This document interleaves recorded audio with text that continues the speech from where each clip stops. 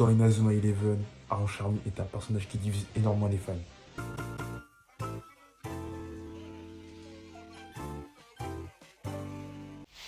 Arion est tout simplement le meilleur joueur d'Inazuma, milieu de terrain de Raymond, puis membre de Chronostorm, d'Inazuma Japon et finalement du 11 terrestre. Il est capable d'exceller dans presque tous les domaines du jeu, attaque, dribble, défense et même gardien de but dans certaines situations. Il possède d'abord des techniques de gardien comme la double main céleste. En défense, on retrouve le tacle fantôme.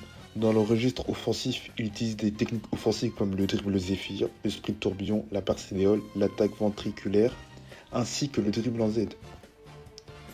Enfin, côté tir, il dispose de nombreuses techniques puissantes. Tir en rafale 2, vent déchaîné, ouragan cyclonique, terre infinie, attaque équipe ultime, ainsi que des combinaisons spectaculaires comme la double tornade de feu avec Victor ou la triple tornade de feu avec Victor et Goldie, ou encore la frappe Delta avec Ricardo et Victor. À cela s'ajoutent des transformations et pouvoirs spéciaux, son esprit guerrier Pégase, son armure d'esprit guerrier avec le griffon fusionné, ainsi que ses Miximax avec le roi Arthur et Tescat, sans oublier son totem cheval qu'il évolue en Pégase.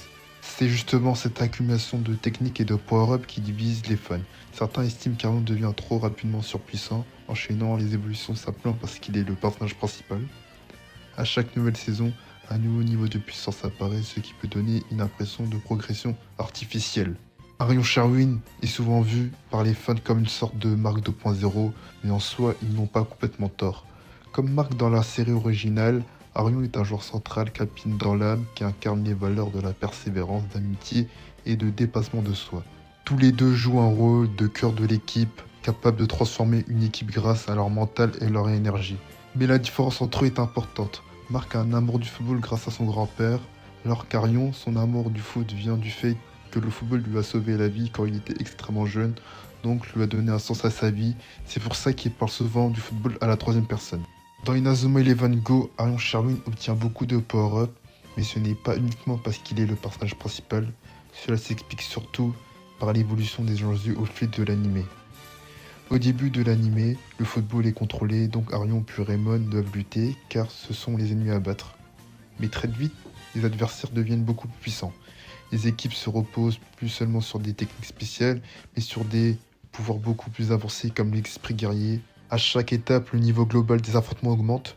Dans ce contexte, Arion est obligé d'évoluer pour rester compétitif. Ses power-ups ne sont donc pas isolés et répondent directement à une escalade générale de puissance dans l'histoire.